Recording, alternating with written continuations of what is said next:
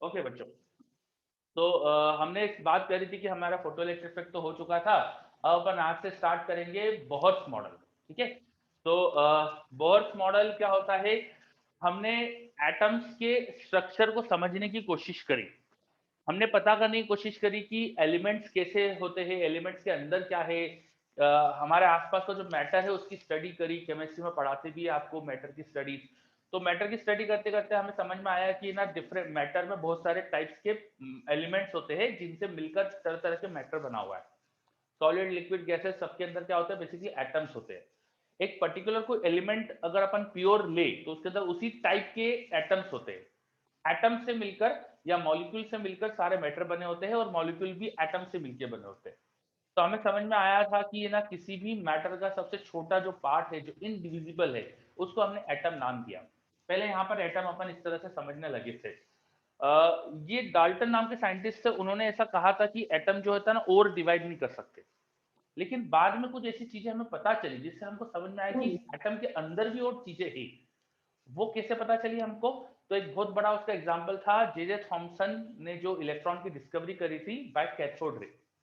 Cathode rays का जो experiment था, उससे हमें समझ में आया कि मैटर के अंदर नेगेटिव चार्ज पार्टिकल्स भी है। मैटर के अंदर नेगेटिव चार्ज पार्टिकल्स भी है। और उन नेगेटिव चार्ज पार्टिकल का एग्जिस्टेंस जब हमें पता चला, तो अंदर कोई पॉजिटिव चार्ज भी होना चाहिए, क्योंकि एटम्स हमको न्यूट्रल दिखते थे। तो फिर वहां जे जे थॉमसन ने उनका famous plum pudding model propose करा। उन्होंने कहा कि हर एलिमेंट जो होता है उसका जो एटम होता है, उस एटम को आप पॉजिटिव चार्ज स्फीयर जैसा मान सकते हो, जिसके अंदर बीच बीच में इलेक्ट्रॉन एम्बेडेड होते हैं। जैसे अपन इंडियंस अगर सोचे तो अपने लिए तरबूज बहुत अच्छा एग्जाम्पल होता है इसका। एक वाटरमेलन जो होता है उसमें पूरा watermelon is like an atom, and बीच बीच में जो उसमें बीज होते हैं ना तरबूज के, वैसे उसमें इलेक्ट्रॉन्स है। जो बीज होते हैं तरबूज के वो उसमें से निकल सकते हैं, इसलिए उन्होंने कैथोड रेज में इलेक्ट्रॉन्स को निकलते देखा। कैथोड रे बेसिकली इलेक्ट्रॉन की स्ट्रीम होती है। तो उन्होंने कैथोड रे में इलेक्ट्रॉन जो चलते देखे थे, इलेक्ट्रॉन की स्ट्रीम जो देखी थी कैथोड रे, वो इसलिए देख पाए थे क्योंकि जो एटम थे इनसे ये इलेक्ट्रॉन्स निकल पाते थे। ऐसा जे जे थॉमसन ने अपना फेमस मॉडल दिया। फिर उसके बाद जे जे थॉमसन का जो प्लम पुडिंग मॉडल था, या अपन जो इंडियन सोचे तो तरबूज वाला जो मॉडल था, उसमें कई हमको कई प्रॉब्लम्स भी दिखी। कई चीजें हम एक्सप्लेन नहीं कर पा रहे थे उस मॉडल के बेसिस पे। और जे थॉमसन के एक स्टूडेंट थे रदरफोर्ड। उन्होंने सोचा कि इस मॉडल को और वेरीफाई करते हैं, तो उन्होंने उनका फेमस एक्सपेरिमेंट करा, अल्फा पार्टिकल स्कैटरिंग एक्सपेरिमेंट। तो जो अल्फा पार्टिकल स्कैटरिंग एक्सपेरिमेंट था उसके रिजल्ट्स ऐसे आ गए जो जे जे थॉमसन मॉडल से समझ ही नहीं पा रहे थे अपन। हाँ, कोई बोल रहा था कुछ? चलो, तो अल्फा स्कैटरिंग एक्सपेरिमेंट जो आया, उसके जो रिजल्ट्स हुए, वो रिजल्ट्स हम यूज करके, रिजल्ट जो आए थे वो समझा ही नहीं पा रहे थे जे जे थॉमसन मॉडल से। तो फिर रदरफोर्ड ने अपना फेमस मॉडल दिया, जिसमें उन्होंने माना कि एटम जो होता है ना वो बहुत बड़ा एक एम्प्टी स्फीयर जैसा है, जिसके अंदर सारा एटम का ऑलमोस्ट सारा मास उसके सेंटर पे कॉन्सेंट्रेटेड है, और उसी सेंटर पे सारा एटम का पॉजिटिव चार्ज है।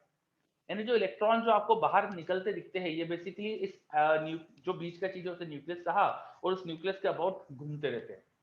तो फिर रदरफोर्ड ने अपना फेमस मॉडल दिया कि एटम्स का सारा पॉजिटिव चार्ज और ऑलमोस्ट सारा मास उसके सेंटर पे कॉन्सेंट्रेटेड होता है, जिसे हमने न्यूक्लियस नाम दिया। वो न्यूक्लियस एक पॉजिटिव चार्ज स्फीयर जैसा है, और उसके अबाउट है ना इलेक्ट्रॉन घूमते रहते हैं। ये उन्होंने एटम को इस तरह से पिक्चराइज करा, इसे समझा। तो atom is like our solar system. जैसे सन के अबाउट इलेक्ट्रॉन घूमते हैं, वैसे ही न्यूक्लियस के अबाउट इलेक्ट्रॉन्स घूम रहे हैं। सन के अबाउट जैसे प्लैनेट्स घूमते हैं, वैसे न्यूक्लियस के अबाउट इलेक्ट्रॉन घूम रहे हैं। कुछ इस तरह का मॉडल उन्होंने प्रपोज करा। उसके बाद ये जो रदरफोर्ड का मॉडल आया, इसके बाद हमने कोशिश करी इससे कुछ चीजें समझने की। जैसे कि हमें रदरफोर्ड का जब मॉडल आया था, जब तक हमें हाइड्रोजन स्पेक्ट्रम के बारे में पता चल चुका था। हाइड्रोजन स्पेक्ट्रम क्या होता है?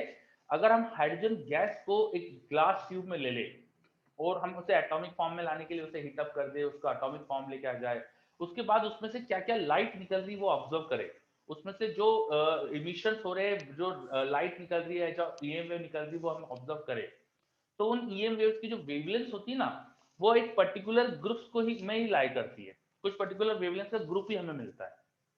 तो हाइड्रोजन स्पेक्ट्रम का मतलब होता है कि हाइड्रोजन गैस को जब हीटअप कर रहे हैं, उससे जो लाइट निकल रही है उसमें कौन कौन सी वेवलेंथ मिल रही है। द ग्रुप ऑफ वेवलेंथ जो इमिट हो रही है हाइड्रोजन गैस से, उसको कंबाइनली अपन बोल देते हैं हाइड्रोजन स्पेक्ट्रम। स्पेक्ट्रम मतलब कि वेवलेंथ का ऑर्डर क्या है, वेवलेंथ कौन कौन सी है, इसको अपन स्पेक्ट्रम वर्ड से रिप्रेजेंट करते हैं। अब हाइड्रोजन गैस में हमें पता चला कि कुछ पर्टिकुलर वेवलेंथ ही निकलती है। ऐसा क्यों होता है, ये समझ नहीं आ रहा था। ऐसा क्यों था कि हाइड्रोजन गैस से जो हमें लाइट मिल रही है, जो हमें ईएम वेव्स मिल रही है, वो कुछ ग्रुप्स ऑफ वेवलेंथ फॉलो कर रही है, वो हमें समझ ही नहीं आ रहा था। बोहर रदरफोर्ड मॉडल से हम समझा ही नहीं पा रहे थे।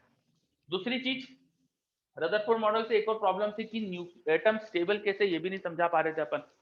किसी भी एटम के अंदर न्यूक्लियस पर पॉजिटिव चार्ज है, उसके बाद इलेक्ट्रॉन घूम रहे हैं, तो इलेक्ट्रॉन एक्सेलरेट हो रहा है because it is revolving, so definitely उसका एक्सेलरेशन। और मैक्सवेल नाम के साइंटिस्ट थे, उन्होंने हमें बताया था कि जब कोई चार्ज पार्टिकल एक्सेलरेट करता है तो ईएम वेव रेडिएट करता है, ईएम वेव निकलना चाहिए उससे।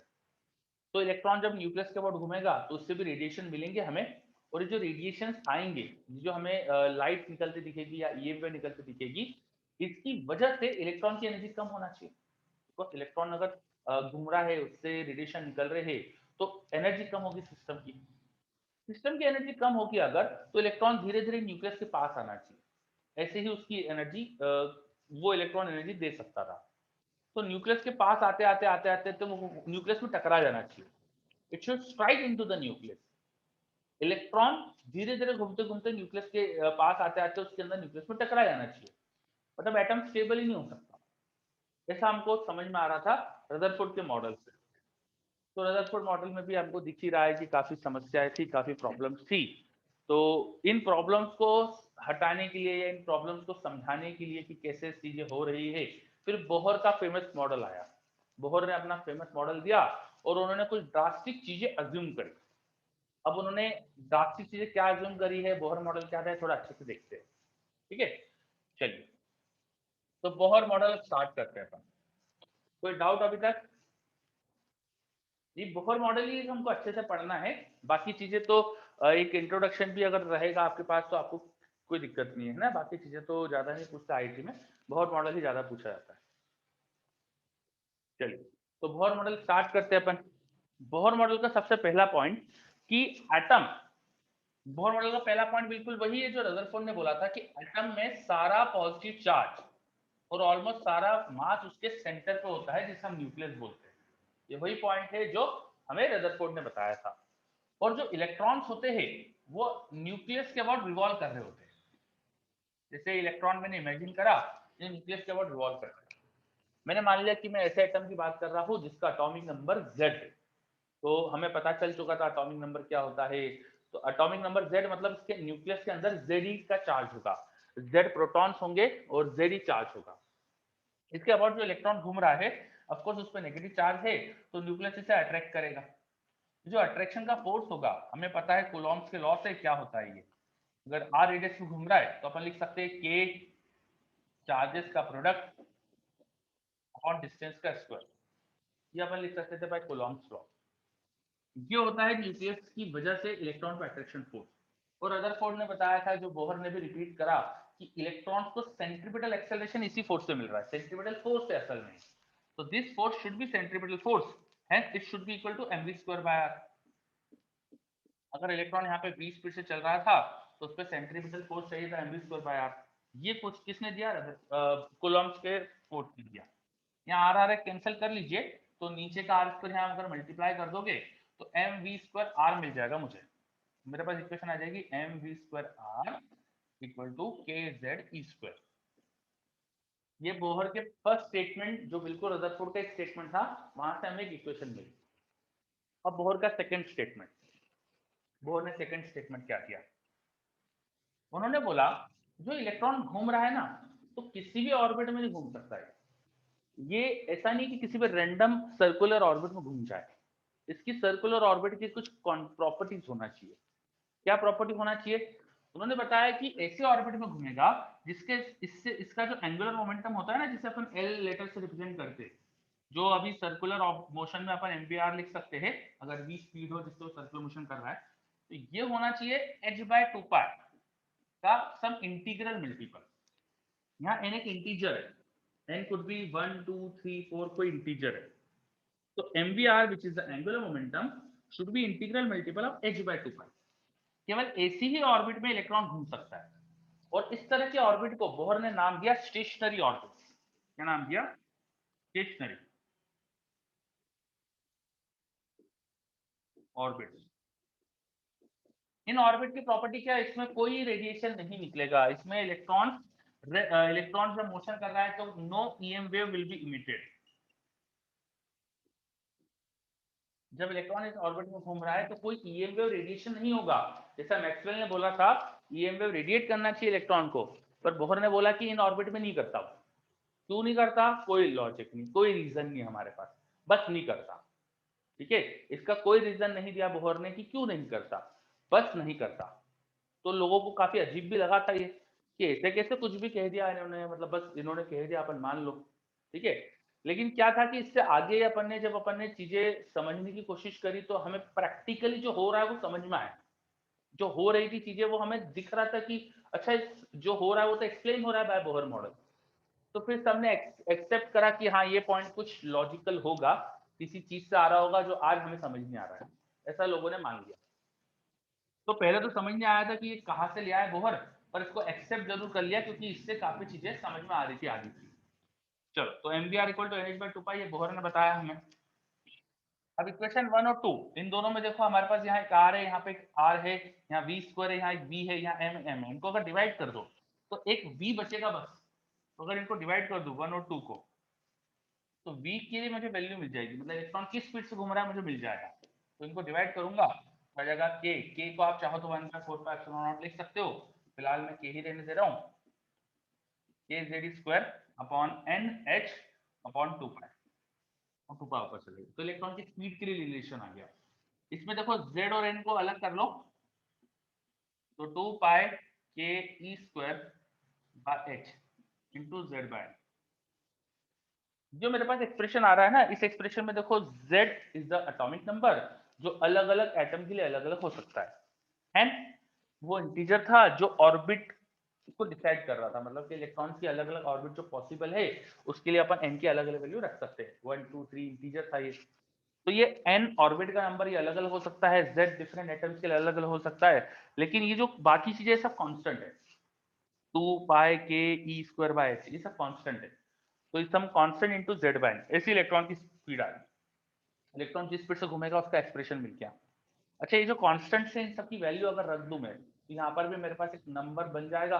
क्या आता वो नंबर? आपने तो केमिस्ट्री में पढ़ा हुआ है, बताओ मुझे क्या आता नंबर, कुछ याद है किसी को? 2.18 आगे 2.18 into 10 to the power 2.18 into 10 to the 9/6. power 6. 10 power plus 6 होता है। ठीक है, उसको c/137 भी लिख सकते हो।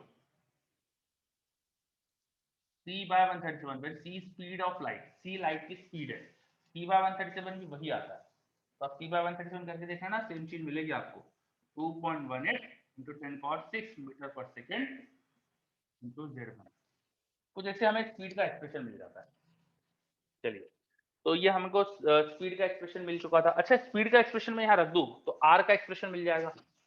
तो इलेक्ट्रॉन किस रेडियस में घूमेगा वो भी हमको बोहर ने बता दिया, हो जाएगा n square h square upon 4 pi square m के z e square.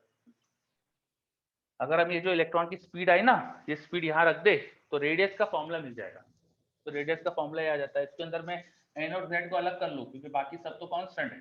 h square upon 4 pi square m के e स्क्वायर, ये सब अलग करा into n square by z। तो जो बाकी कांस्टेंट है इसकी वैल्यू भी शायद आपको याद होगी अच्छे से।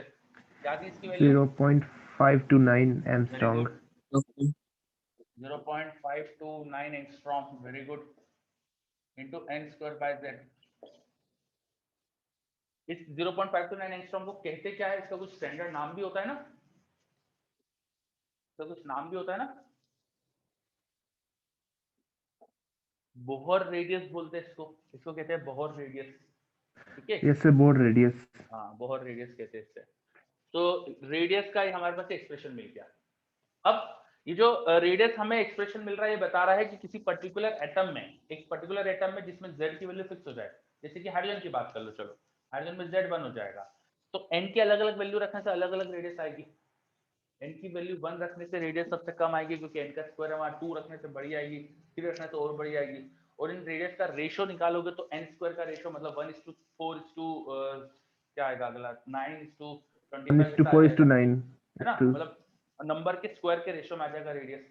तो धीरे धीरे n की वैल्यू बढ़ाने से रेडियस बढ़ती जा रही है, n की वैल्यू बढ़ाने से रेडियस बढ़ रही है, मतलब इलेक्ट्रॉन न्यूक्लियस से दूर होते जा रहा है।